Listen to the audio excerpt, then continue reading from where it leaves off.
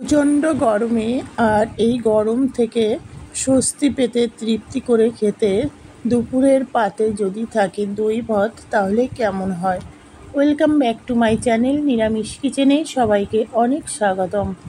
তা বন্ধুরা, আজ আপনাদের জন্য নিয়ে এসেছি দই ভাত। চলুন দেখা যাক কীভাবে তৈরি করেছি। এখানে বিউলির ডাল আছে পরিমাণ মতো আর ছোলার ডাল, এই দুটো ডাল আমি রাতে ভিজিয়ে রেখে দেবো। মানে ডালটা তাহলে শক্ত থাকবে না, ভিজে গেলে কিন্তু বেটার হবে দই ভাতের সঙ্গে। ঢেকে রেখে দিলাম। সকালে দেখুন ডালগুলো একদম ফুলে বালিশের মতো হয়ে গেছে।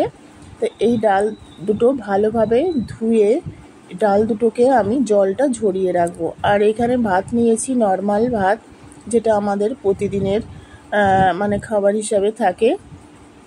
আর এখানে কি কি উপকরণ নিয়েছি দেখুন, এক বাটি টক দই আছে, গোটা সর্ষে আছে, কাঁচা লঙ্কা পাকা লঙ্কা কুচি আছে, মৌরি আছে, আর শুকনো লঙ্কা, কারি পাতা, আদা কুচি আছে, ছোলার ডাল আছে, বিউলির ডাল আছে, মেথি। এই উপকরণগুলি ফোড়ন হিসাবে লাগবে, আর প্রতিটা আমাদের শরীরের পক্ষে ভীষণ উপকারী। আর এইটা আছে চাট মশলা, আছে বিট নুন মানে ব্ল্যাক সল্ট, আর কিছুটা ভাজা মশলা আছে, ফ্রাই মশলা। ভাজা মশলার যে রেসিপি বলছি, যে ভিডিওটা, সেটা আপনারা নিরামিষ কিচেনে পেয়ে যাবেন।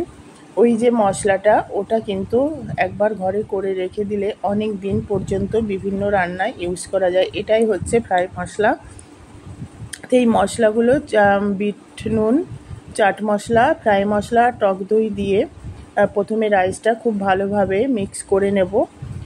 অন্তত 5-7 মিনিট রেখে দেবো এইভাবে মিক্স করে।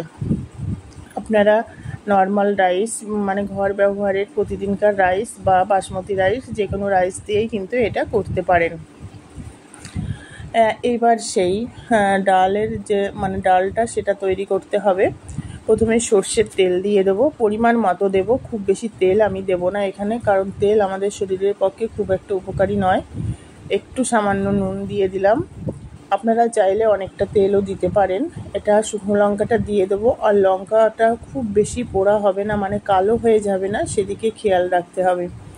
আদা কুচি দিয়ে দিলাম, ছোলার ডালটা দিয়ে দিলাম আগে, তারপর বিউলির ডাল, সর্ষে ফোড়ন, মানে সমস্ত উপকরণগুলো এবার দিয়ে দিলাম। শুধু কাঁচা লঙ্কাটা একটু বাদ দিয়ে, কাঁচা লঙ্কা একটু দিয়েছি, আর একটু মানে পিওর কাঁচা লঙ্কাটা দেব। তা এটা 1 মিনিট মতো নাড়ার পর গ্যাসটা অফ করে দেব। আর খুব বেশি পুড়ে গেলে কিন্তু ভালো লাগবে না।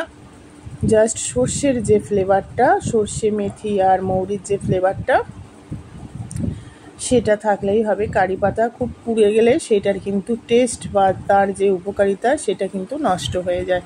তা আমি গ্যাসটা অফ করে দিয়েছি। এইবার এই ডালটা ভাতের মধ্যে ঢেলে দেবো, আর ঢেলে দিয়ে এটা খুব সুন্দরভাবে মিক্স করতে হবে, তারপরেই পরিবেশন করা যায়। তা সকালে বা লাঞ্চে যদি এর 1 বাটি খাওয়া যায়, পেট ভর্তি থাকে, গ্যাস অম্বল কিছুই হবে না, আর সারা দিনটা কিন্তু খুব ভালো যাবে। আর এর উপরে কাঁচা লঙ্কা কুচি, ধনেপাতা কুচি ছড়িয়ে দিলাম।